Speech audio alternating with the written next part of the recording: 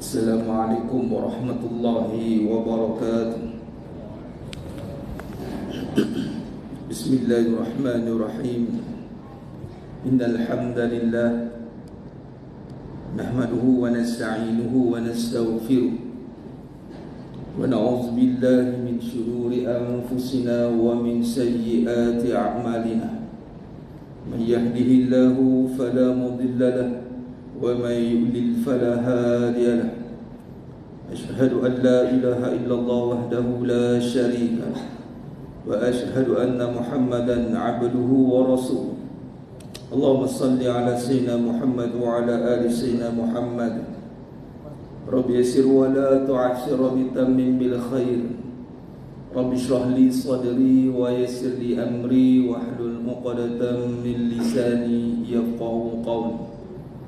Allahumma iftah alaina hikmataka wa anshur alaina min khazain rahmatika ya arhamar rahimin. Wallahu alladzi la ilaha illa huwa alimul ghaibi wasyahada huwa ar-rahmanur rahim. Wallahu alladzi la ilaha illa huwal malikul quddus الملك القدوس السلام المؤمن المهيمن العزيز الجبار المتكبر سبحان الله عما يشركون هو الله الخالق البارئ المصور له الأسماء الحسنى يسبح له ما في السماوات والأرض وهو العزيز الحكيم ولا حول ولا قوة إلا بالله العلي العظيم ولا منجا من الله إلا إليه أما بعد أيها المؤمنون اتقوا الله أوصيكم وإياي بتقوى الله فقد فاز المتقون. Sidang jemaah yang dimuliakan Allah Subhanahu wa taala, mudah-mudahan kita semua tergolong dalam golongan hamba-hambanya yang benar-benar bersyukur. Amin ya rabbal alamin. Alhamdulillah summa alhamdulillah ala kulli hal. Alhamdulillah ala kulli ni'mah. Pertama mula dan selama-lamanya merafakkan setinggi-tinggi syukur kehadrat Allah Azza wa Jalla atas segala nikmat yang telah Allah kurniakan kepada kita hari ini, terutama nikmat iman, amal, ketaatan. Alhamdulillah pada malam yang penuh barakah ni Allah pilih kita dari sekali untuk duduk dalam suasana ketaatan, duduk dalam raudhah min riyadil jannah, majlis zikrullah, meneruskan perbahasan dalam kitab Sifat 20 Sejarah dan Kupasan Pendekatan Akidah karangan Tuan Guru Dr. Nik Muhammad Syukri Nikwan Hafizahullah Ta'ala. Mudah-mudahan Allah rahmati beliau, seluruh keturunan beliau, tempatkan beliau di kalangan orang beriman, saleh, keturunan salih, masuk ke dalam syurga tanpa hisab. Amin ya rabbal alamin. Begitu juga yang menerusi kajian beliau, mudah-mudahan Allah berkati kita semua, jaga keturunan kita, jadikan keturunan salih dan salihah, dan memilih kita untuk masuk dalam syurga dan tanpa hisab. Amin ya rabbal alamin. Baik, meneruskan kajian dalam Sifat 20 Sejarah dan Kupasan Pendekatan Akidah, kita masih membincangkan dalam bab pendahuluan. Bagaimana pendahuluan yang mana qala musannif atau penulis iaitu Tuan Guru Dr. Nik Muhammad Syukri Nikwan Hafizahullah Ta'ala, beliau telah meletakkan bahawasanya kaedah yang pertama, bagaimana yang dikatakan tuntutan taklif, tuntutan yang membawa kepada keyakinan. Menurut Imam Asy-Syafi'i di dalam Fiqhul Akbar, setiap individu dituntut supaya meyakini Allah Subhanahu wa Ta'ala sebagai akidah secara putus atau jazam, bukan secara syak wa sangka ataupun zon, yakni anggapan, dan tidak taklid menurut kata orang tanpa berfikir sendiri. Tidak membandai dalam urusan akidah, bermaksud Al-Imam Syafi'i rahimahullah ta'ala di dalam Fiqhul Akbar meletakkan tuntutan setiap individu itu mestilah tahap meyakini Allah SWT, meyakini dalam keadaan yang putus, tak tergantung, yang jazam putih, Tergantung ni ikut keadaan. Kalau tak semangat, semangat. Kadang tak semangat, datang masalah, datang ujian, berubah pula. Tak boleh. Dia mesti jazam. Dan tak ada syak prasangka, berprasangka. Ini payah ni. Allah SWT dalam surah Al-Anbiya ayat 35, kullu nafsin za'iqatul maut wa lanabluukum bisyarri wal khairi fitnah wa ilaina turja'un. Allah SWT mengatakan setiap yang bernyawa pasti mati, dan Allah akan uji kita bisyarri wal khair, baik dan buruk. Baik dan buruk sebagai fitnah, cobaan. Hidup ini ujian. Dalam ujian itu ada tajuk ujian yang dinamakan cobaan, baik dan buruk. Kadang-kadang datang keburukan, mulalah kadang-kadang sangkaan kita. Kalau kita sudah duduk dalam ta'lim, duduk dalam zikrullah, majlis zikrullah, alhamdulillah, kita sentiasa diingatkan. Tapi bagaimana sahabat kita, anak isteri kita, situasi yang mana, situasi sekarang ini yang menguji tentang husnuzan dengan Allah. Sebagai contoh, ramai hari ini Allah uji dengan keadaan wa naqsi minal amwal, kekurangan harta. Allah uji. Uji, ada harta pun uji, tak ada harta pun uji. Walana beluani, kata Nabi Sulaiman AS, untuk menguji aku. Orang kadang bila dapat harta, alhamdulillah, betul lah, alhamdulillah.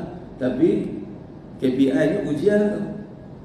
Tapi kalau tak ada pun ujian, ada pun ujian. Bila tak ada harta tu, sebut tak ada rezeki. Perkataan ni nampak awam, umum, tak ada apa masalah, Ustaz, tak ada rezeki, masalah. Memang, tapi lambat laun diulang berkali-kali, sebati dalam hati, akhirnya datang ragu. Yang tak ada duit bukan rezeki.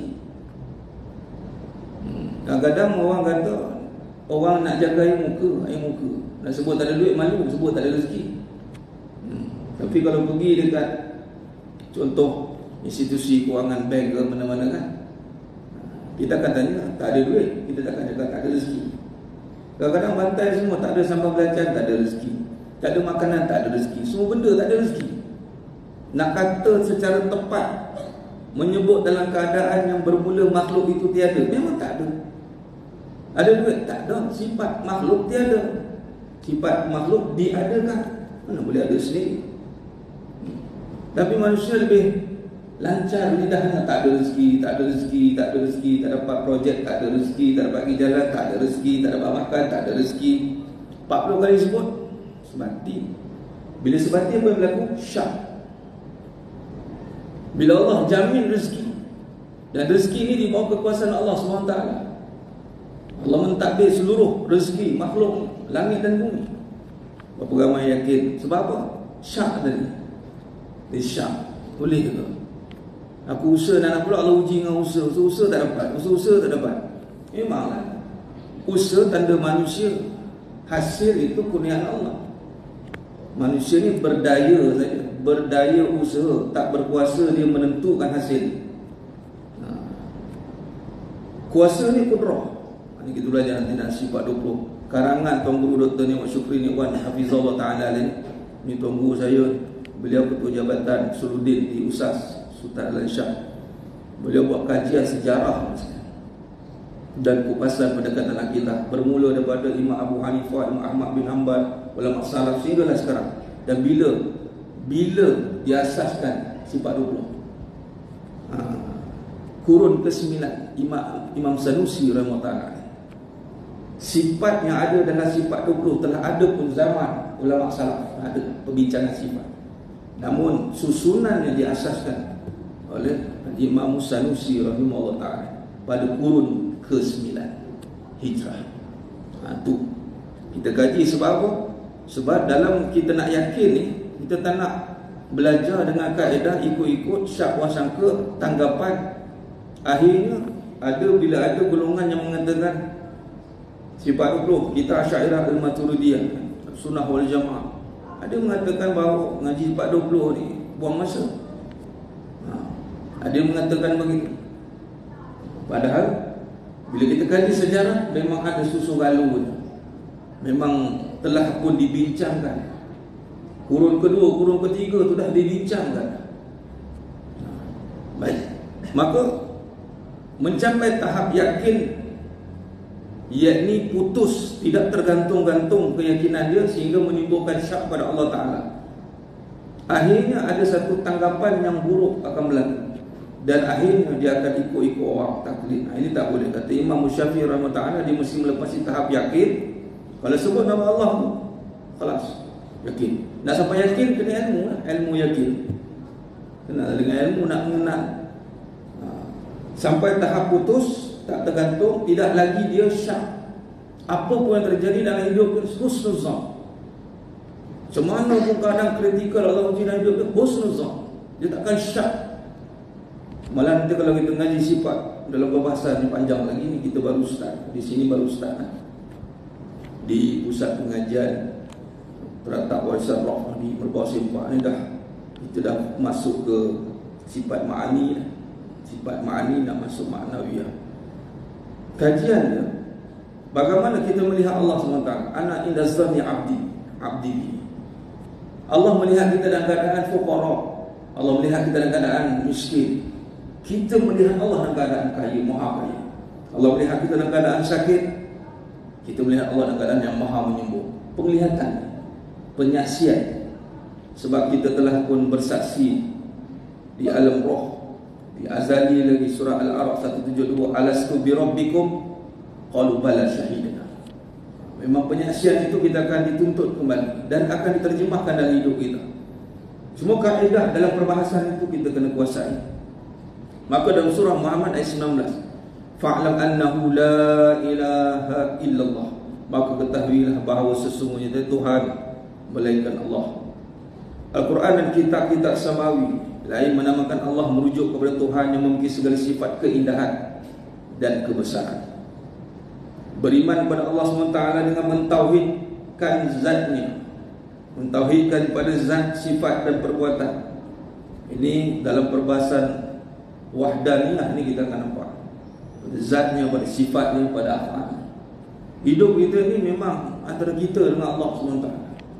Itu. Dan bila bersama dengan manusia, hablum minan wa hablum minallah wa hablum minan nas pun sebenarnya menterjemahkan hubungan kita dengan Allah SWT. Sebagai contoh, kalau kita bersangka baik dengan Allah SWT, kita jaga hubungan dengan Allah, sudah pasti kita tak akan bersangka buruk dengan makhluk. Bermaksud dia akan cantik, perbuatan akan cantik. Baik. Mentauhidkannya pada zat, sifat dan perbuatan adalah tujuan utama ilmu tauhid. Ilmu tauhid ni kita nak ke mana? Perbahasan tauhid nak mentauhidkan, mengesakan pada zat. Bagi contoh, sifat nafsiah yang pertama al-wujud, pada zatnya. Itu tak ada lagi penyekutuan berlaku. Kewujudan yang ada selain pada Allah Ta'ala itu mesti disebabkan dengan nyata. Pada sifatnya, tak ada lagi yang mana yang berkuasa, qudrah iradah sebagai contoh, tak ada lagi yang boleh buat. Dan af'al, yakni mentadbir seluruh alam jagat raya ni, tidak ada bantuan makhluk. Istighna, Allah Ta'ala itu tidak perlukan bantuan siapa-siapa. Istighna. Dan itulah tujuan ilmu tauhid. Ia merupakan nadi utama bagi rukun iman. Maka setiap Muslim wajib percaya dan mempelajari melalui bidang pengajian usuluddin. Allah SWT menjelaskan dalam Suratun Nisa ayat 36, yang bermaksud, wahai orang-orang yang beriman, tetapkanlah iman kamu kepada Allah dan Rasul, dan kepada kitab Al-Quran yang sudah diturunkan kepada Rasul Nabi Muhammad SAW, dan juga kepada kitab-kitab suci yang sudah diturunkan dahulu daripada itu. Sesiapa yang kufur, ingkar kepada Allah dan para malaikat dan kitab-kitabnya dan Rasulnya dan juga hari akhirat, maka sesungguhnya dia sudah sesat dengan kesesatannya amat jauh. Surah An-Nisa ayat 136. Pada zaman Nabi Muhammad SAW dan para sahabat berpegang teguh kepada akidah yang diturunkan manusia wahyu Allah SWT, Al-Quran dan As-Sunnah, dan tidak menentukan sifat Allah SWT kepada bilangan tertentu. Di dalam ini kita kaji, kita bawa balik. Memang zaman Nabi SAW dan para sahabat tidak menentukan sifat Allah pada bilangan tertentu. Nah, betul. Pada zaman sahabat dan juga tabi'in, tidak ada mana-mana bukti yang menunjukkan berlakunya penentuan bilangan sifat-sifat Allah. Ditekankan di sini bilangan. Mereka menetapkan bahawa sifat-sifat ketuhanan dan kesempurnaan bagi Allah, dan mereka menyerahkan semuanya waham kekurangan kepadanya. Begitulah yang berlaku kepada akidah generasi awal penganut agama Islam berdasarkan kitab Allah SWT tanpa berbelah bagi. Ini kurun yang terawal, yang mana di sini menjelaskan bahawasanya zaman Nabi Muhammad SAW, zaman sahabat, zaman tabi'in, mereka tidak menentukan sifat-sifat Allah Ta'ala bilangan. Di sini kena jelas. Tetapi tidak bermaksud sifat itu tidak dibahaskan. Maksud sifat itu telah ada dalam perbincangan. Dan ramai ulama Islam terkemudian mencampurkan penulisan akidah dengan ilmu falsafah. Ini perjalanan. Kemudian pencampuran ini menimbulkan kesamaran terhadap fahaman akidah dan tauhid. Maka dalam rangka menyelesaikan permasalahan tersebut, Imam Al-Sanusi memperkenalkan penulisan Al-Barahin, ibu sekali tadi, perbahasan kepada induk, yang mana menjelaskan kembali, menjernihkan kembali perbahasan akidah dan antara ilmu falsafah itu. Maka Al-Imam Al-Sanusi rahimahullah ta'ala alaih memperkenalkan penulisan Al-Barahin. Ini induk, perbahasan induk pada perbahasan akidah, Al-Barahin. Dan kita sedang membincangkan perbahasan Al-Barahin, sejarah dan kupasannya. Bagi memperkasakan pendirian Ahlussunnah wal Jamaah dan melestarikan pengajian dalam bidang akidah tauhid kepada Allah SWT, maka penulisan Al-Barahin menjadi pilihan kebanyakan ulama di pusat-pusat pengajian Islam. Menurut Abdul Rahman Haji Abdullah di dalam Sejarah dan Pemikiran Islam, kitab-kitab tentang akidah selepasnya tidak mencapai sebarang kemajuan yang berkesan. Menurut kajian kepada Abdul Rahman Haji Abdullah di dalam Sejarah dan Pemikiran Islam, selepas kitab Al-Barahin tidak mencapai sebarang kemajuan yang berkesan, kecuali datang pembahasan syarah, hasyiah di atas syarah. Jadi karya-karya yang bersifat syarah atau hasyiah itu tidak hanya terhad di kalangan ulama Arab, bahkan meliputi ulama Jawi. Mana daripada perbahasan akidah, bila timbulnya kitab Al-Barahin selepas pada perbahasan, selepas wujud di kitab Al-Barahin, kata Abdul Rahman Haji Abdullah dalam Sejarah dan Pemikiran Islam, tak ada lagi kitab yang seumpamanya. Yang ada adalah syarah atas Al-Barahin. Kita sampai Al-Imam Baijuri, susunan yang kita akan nampak. Yang ada adalah hasyiah, ini catatan daripada syarah.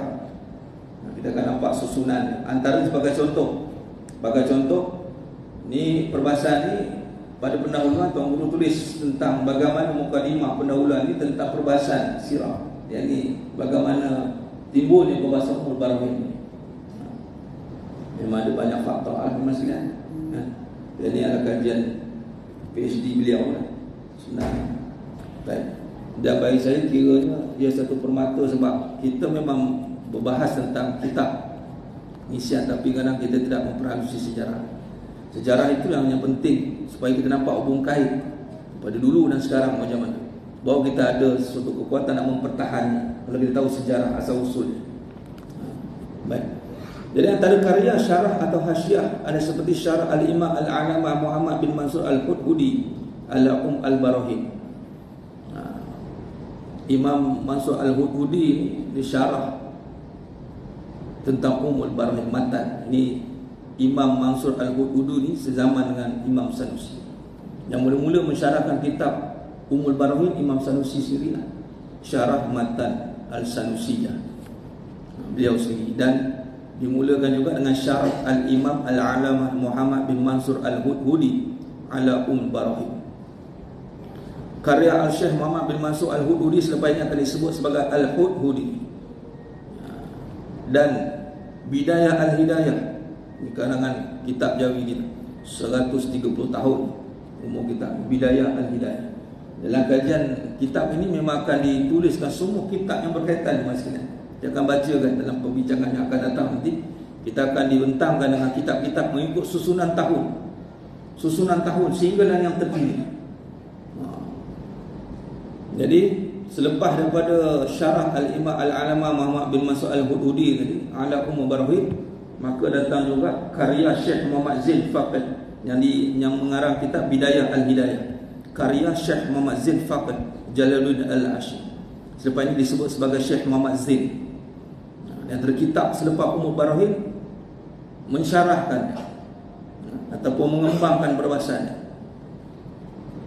Ada pula kitab yang bernama Hasyiah Al-Syekh Abdullah bin Hijazi Asy-Syarqawi ala syarah Al-Imam Al-Alama Muhammad bin Mansur Al-Hudhudi.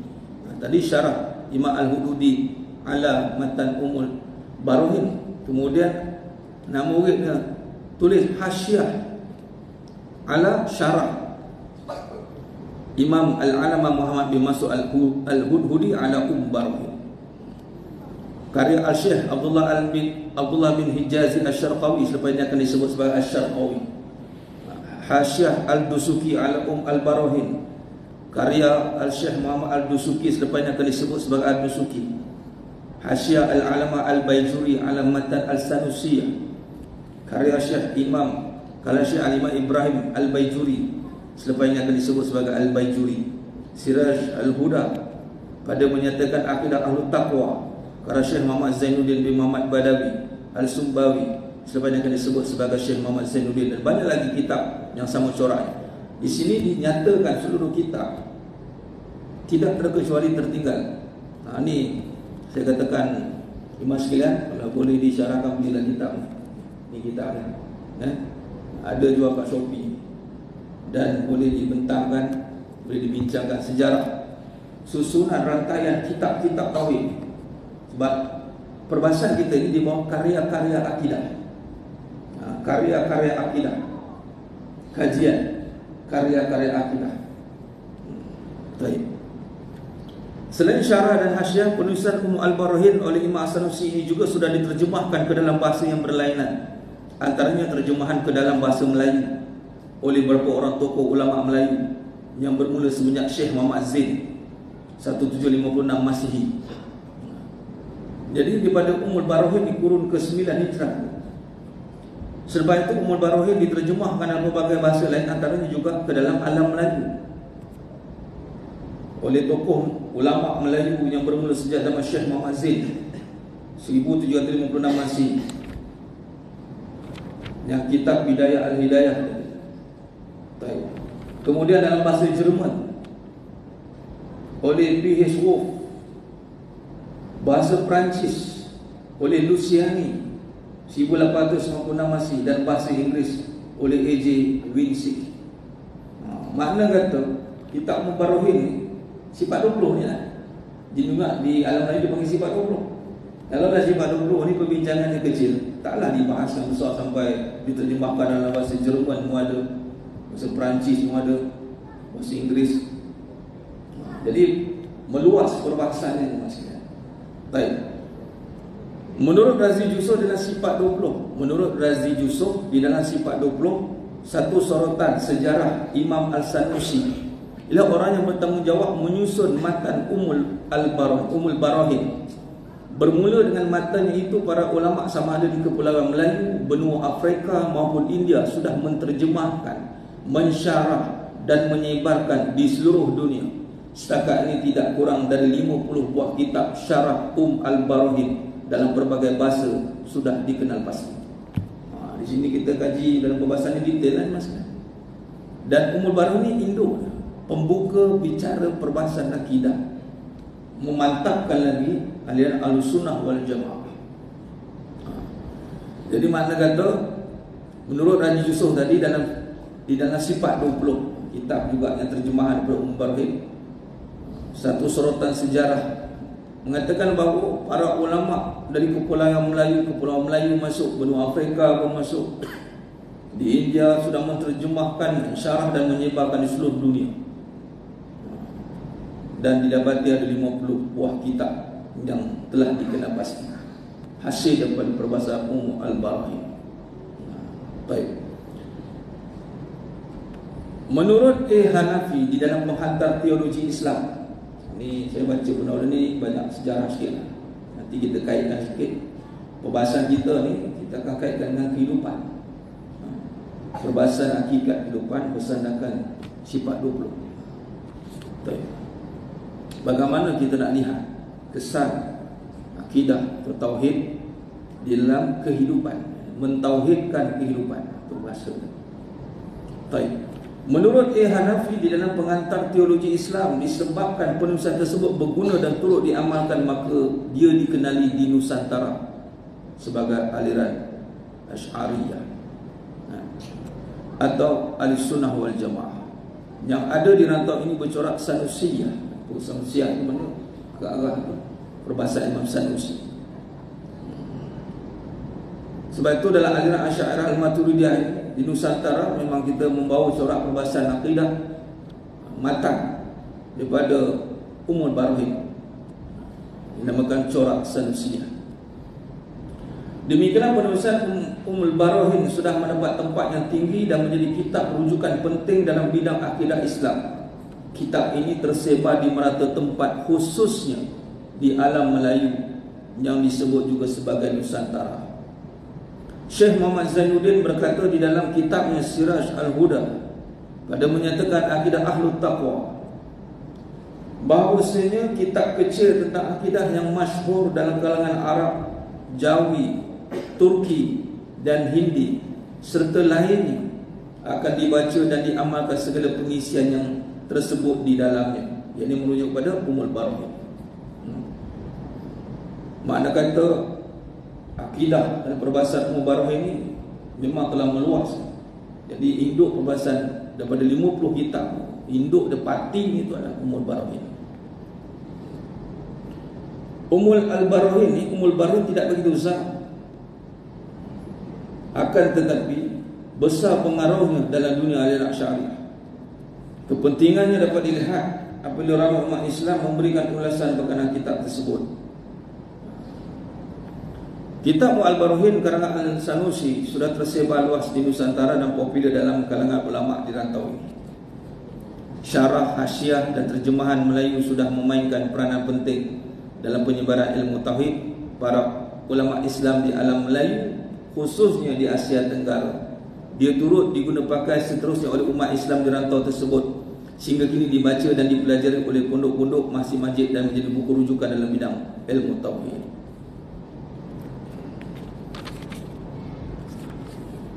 Antara ajaran penulisan Imam As-Sanusi yang berpengaruh di alam Melayu adalah ajaran yang berkaitan dengan sifat-sifat Allah yang 20. Sifat-sifat Allah yang 20.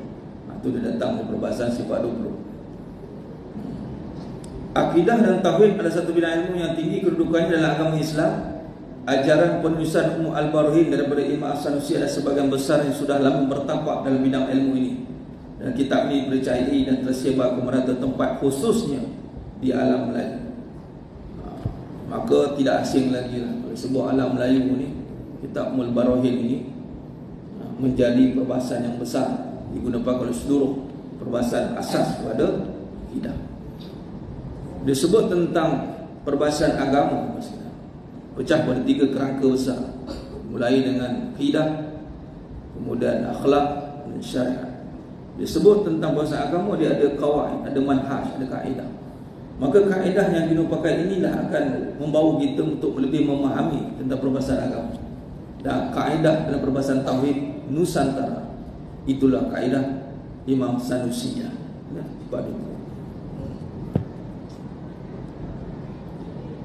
Baik, di sini dinyatakan, kita akan bincangkan bagaimana faktor-faktor kemunculan dan perkembangan penulisan Al-Barohin. Bagaimana nanti perbincangan akan datang, dalam tajuk yang akan datang dibahaskan tentang faktor kemunculan dan perkembangan penulisan Barohin. Siapakah tokoh ulama yang bertanggungjawab? Soalan-soalan disusun. Bilakah munculnya dan sejauh manakah perkembangannya? Apakah kitab-kitab warisan berkaitan? Apakah nama-nama yang dianugerahkan? Apakah tema-tema akidah yang dibicarakan dalam penulisan tersebut? Jadi memang diperincikan masalah dalam perbahasan sejarah ini. Dan dalam perbahasan kitab ini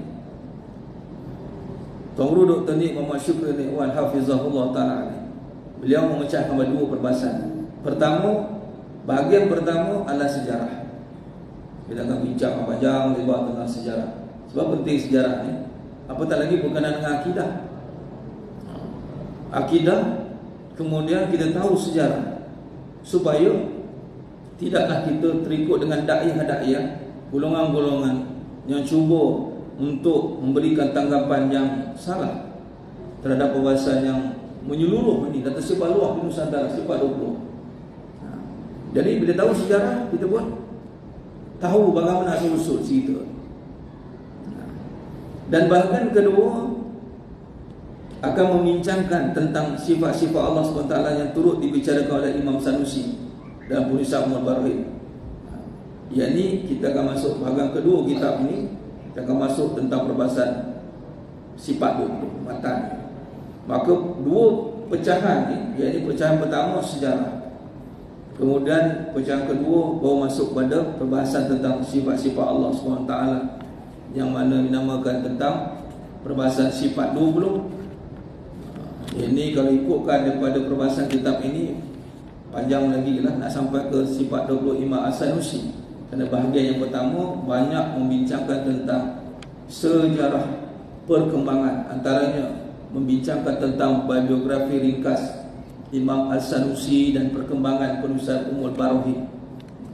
Kemudian membincangkan tentang kitab-kitab, ini nama-nama tadi, kitab-kitab karangan ulama tempatan. Ada dibahaskan sebagai contoh tadi Bidayah Al-Hidayah, disusun mengikut tahun. Kita akan nampak secara khulasahnya, Tuan Guru akan tulis di sini. Mula-mula sekali kitab Bidayah Al-Hidayah. Kemudian pada tahun 1000, kitab Bidayah Al-Hidayah ni pada bila? 1170 Hijrah, bersamaan 14 Mei 1756 Masih.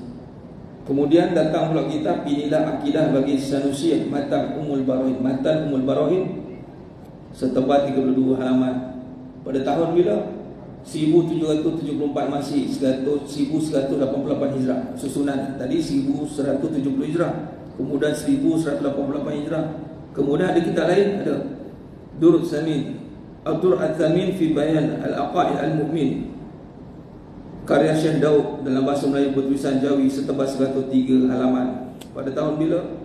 Pada tahun 1232 Hijrah, bersamaan 1817 Masih. Disusun jemaah sekalian, susunan kitab-kitab perbahasan akidah di karangan ulama Melayu tempatan. Di sini ada 29 kitab mengikut susunan tahun, dari tahun 1170 Hijrah, yakni 1350 Masih, hinggalah yang terkini yang dapat dicatat di sini, yakni karangan Ismail bin Umar, tahun Ad-Darari fi Syarah Risalah Al-Baijuri, pada tahun 1422 Hijrah, 2002 Masihi, dan dicetak kali pertama di Muslim Press Patan. Jadi makna kata dalam perbahasan kita di Masjidan, pada bahagian pertama kita akan bahas tentang perkembangan kitab Ummul Barahim tadi, pendahuluan. Kemudian kita akan lihat susugalu perjalanan, bagaimana perkembangannya penulisan, dan di sini juga kita akan lihat bagaimana faktor-faktor kemunculan penulisan Ummul Barahim. Baik. Jemaah yang muliakan Allah SWT, apakah kesan dalam hidup kita? Baru kita masuk penutup, sebelum penutup lah. Di sini kalau kita lihat jemaah sekalian, betapa pentingnya perbahasan akidah menggunakan kaedah sifat 20 ini. Sebagai contoh, saya bawa pergi kepada perbahasan sifat nafsiyah. Saya lompat sejak ke sini lah. Saya nak bagi contoh dalam kehidupan. Baik. Sifat nafsiyah adalah perbahasan bahagian yang wajib bagi zat Allah SWT. Sifat nafsiyah, yakni al-wujud. Kita tengok bagaimana kesan dalam hidup ni. Kata Imam Abu Hanifah dalam perbahasan ini, dibawakan daripada syarah dari awal dan diambil daripada syarah yang Matan Sanusiyah, kemudian Imam Al-Hudhudi, kemudian dia tengok pada Fi'ul Akbar, maknanya merangkumi perbahasan akidah daripada kitab-kitab muktabar yang lama-lama. Baik. Bagi contoh al-wujud bermaksud ada. Kata Imam Abu Hanifah, isyarat kepada al-wujud ni dengan kata amantu billah. Kewujudan Allah SWT pernah diisyaratkan oleh Imam Abu Hanifah dengan kata amantu billah, al-wujud. Manakala Imam Ahmad bin Hanbal pula menyebut dengan kata maujud, yang ada. Seterusnya Imam Abu Mansur Al-Maturidi, isyarat al-wujud ni merujuk kepada bukti yang menunjukkan bahawa ada pencipta bagi alam semesta ini. Sifat nafsiah yang pertama. Baik. Maka kalau kita lihat di masjid, bila lihat kepada kehidupan, bagaimana membawa sebagai contohlah, saya bawa isyarat ke datang masjid. Datang masjid. Bila sebut tentang masjid, nama yang muru masajidallahi man amana billah. Kerja iman. Kerja iman. Isyarat belum? Dah? Oh, okey, kita bagi. Isyarat hari ini kita nak bawa kehidupan masyarakat. Macam mana dia tengok masjid ni, masyarakat? Apa yang dia faham tentang datang masjid? Bagi contoh. Di sinilah kita bawa kepada perbahasan tentang al-wujud ini. Bagi lalu azan dulu, kemudian kita sambung sikit untuk kesimpulan.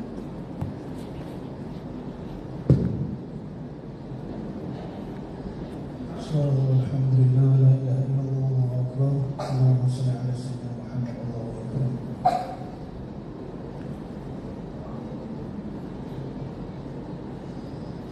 Allahu akbar.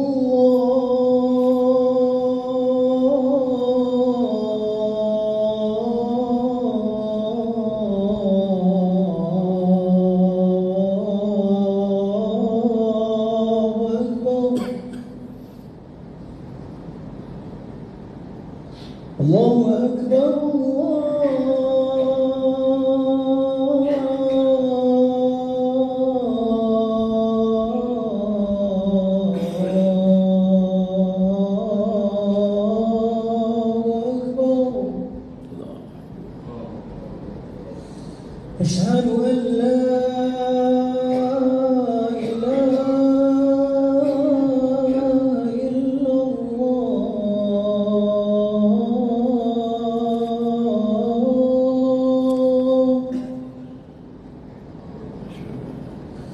أشهد أن لا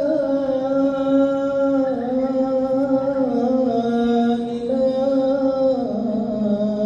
إلا الله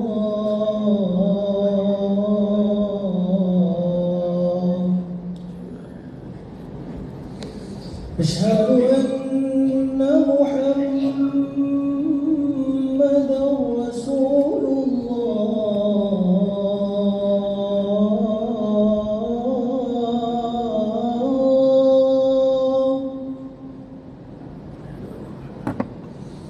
أشهد أن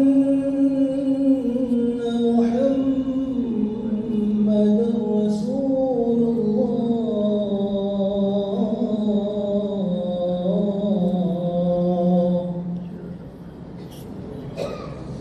حي على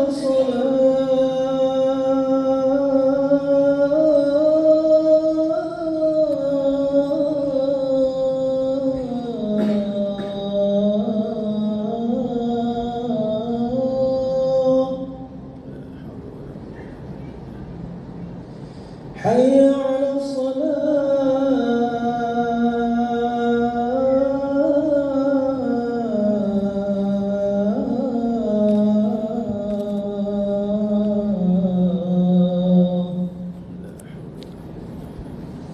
حي على الفلاح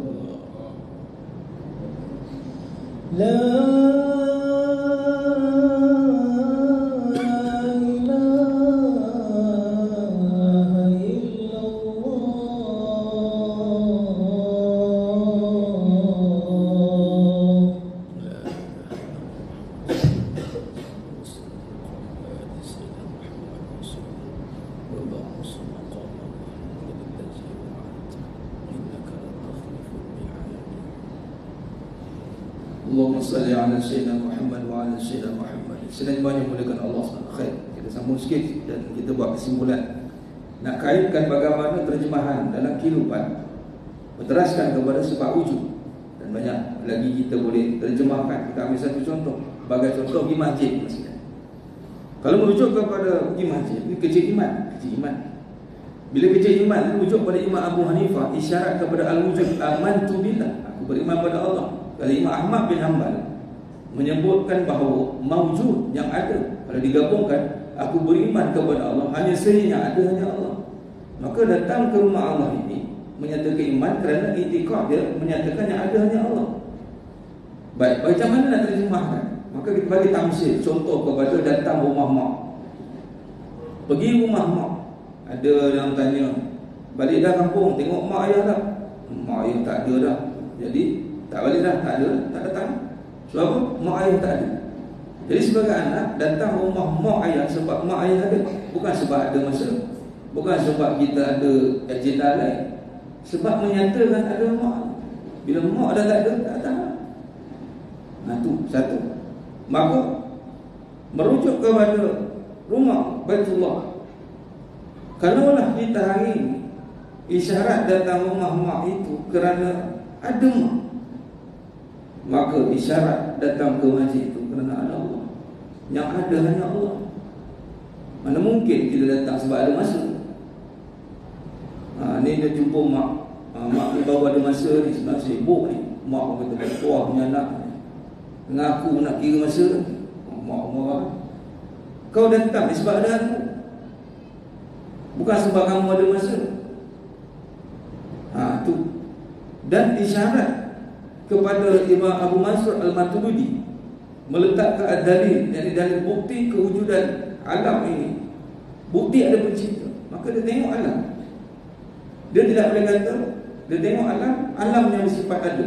Dia akan kata alam ini bersifat tiada. Bukti ada alam maksud bukti Allah yang maha ada, mengadakan alam. Maka kalau itu dilihat, isyarat dia tengok kepada sebagai contoh, pergi rumah kawan waktu malam, lampu terpasang, kipas terpasang. Nak pergi ziarah, tengok terpasang lampu, kipas. Kita tak kata ada lampu, ada kipas, kita kata ada orang. Isyarat pergi ziarah, tengok lampu terpasang, kipas terpasang, ini ada orang. Kita tak kata ada kipas. Maka bila melihat alam, isyarat kepada ada Allah, bukan ada alam. Walaupun kita tengok secara syariat ada itu diadakan. Jadi Allah SWT yang bersifat wujud zati, hak wujud itu nafsi hanya Allah. Maka yang ada sekarang diadakan. Bila dia tengok kereta, kalau alam semesta dia kata Allah yang ada, alam diri dia, ada kereta, ada rumah, ada isteri, ada anak, takkanlah kata kita adakan juga. Sama lah juga Allah adakan isteri, Allah adakan anak, Allah adakan kereta. Maka bila dia itikad yang ada hanya Allah, ke mana syariat manusia akan pergi? Solat di masjid, kelas titik. Bermaksud kesimpulan, kalau kita kata tak datang rumah mak sebab mak dah tak ada, bermaksud tak datang rumah Allah, wa na'udzubillah min zalik. Bimbang-bimbang dia tak yakin Allah ada. Nah itu satu kebimbangan. Berbalik kepada awal tadi, Imam Syafi'i rahimahullah alaih dalam Fiqhul Akbar, nombor satu sekali kena ada dalam hati manusia meyakini bahawasanya wujud Allah secara putut jazam. Bukti apa? Imam Abu Mansur Al-Maturidi kata, tengok alam, tak ada wujud Allah secara ijma'. Kalau alam Allah adakan, alam rumah tangga, alam diri kita juga Allah adakan. diadakan. Di sinilah cabaran manusia apabila dia melihat usaha dia mengadakan benda. Hati-hati. Itulah Ahlussunnah wal Jamaah, cantiklah usaha, kata almarhum Tuan Guru Datuk Seri Abdul Hasan bin Al-Hafiz. Beliau kata apa? Usaha pada manusia, hasil pada Allah. Usahalah 27 jam pun, tapi hasil bukan menyatakan usaha, hasil menyatakan wujud Allah. Maka tertipulah manusia di saat dia melihat hasil, dia ingat dia yang berusaha mengadakan. Tertipu dia dengan af'al perbuatan makhluk yang bermula tiada. Maka kalau manusia ditanamkan dengan sifat al-wujud, dia yakin bahawasanya aman tu billah, beriman kepada Allah, mawjud, yang ada hanya Allah, maka tekadlah hati dia, tempat ke mana dia akan pergi? Ke rumah Allah. Dia takkan pergi kira, dia takkan tunggu ada masa, malah dia akan luangkan masa. Itu tanggungjawab seorang anak kan? Anak lelaki macam tu kan, kok mana pun dia akan bagi masa juga datang untuk ziarah mak. Sebab mak ada lagi, mak ada lagi. Bila mak masih ada, dia kena berusaha menyatakan. Begitulah apabila meyakini Allah bersifat maha ada, al-wujud, maka usaha kita adalah ke masjid. Itulah syariatnya. Wallahu alam. Itu saja perbahasan kita pada malam yang penuh barakah ni. Sambung akan datang insya-Allah pada perjumpaan yang akan datang. Mohon ampun maaf daripada saya atas kekurangan, dekat saya kata kurang bicara dalam penyampaian. Hanya Allah Ta'ala sajalah yang mampu menyempurnakan perbahasan kita pada malam yang penuh barakah. Aku qouli hadza wa astaghfirullah li wa lakum wa billahi taufiq wal hidayah. Assalamualaikum warahmatullahi wabarakatuh. Ditambah dengan tasbih kafarah dan surah Al-Asr. Subhanakallahumma wa bihamdika, asyhadu an la ilaha illa anta, astaghfiruka wa atubu. Bismillahirrahmanirrahim. Wal 'asr. Al-insanu lafi khusr illa alladhina amanu wa 'amilus salihati wa tawassaw bil haqq wa tawassaw bis sabr. Wallahu a'lam bis-shawab.